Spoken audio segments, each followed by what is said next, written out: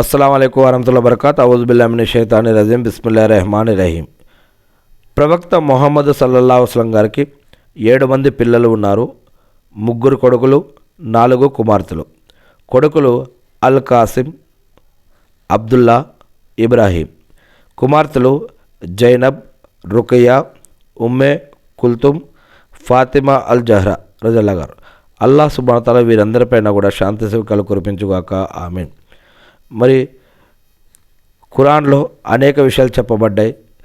అల్లాహ్ యొక్క చివరి ప్రవక్త మొహమ్మద్ సల్లల్లాహు అలైహి వసల్లం గారు. అల్లాహ్ సుబ్హానహు వ తఆలా వీరిపైన శాంతి సుఖాలు కురిపించుగాక, ఆమీన్. నేను దరూద్ పంపిస్తూ ఉన్నాను ప్రవక్త మొహమ్మద్ సల్లల్లాహు అలైహి వసల్లం గారి మీద.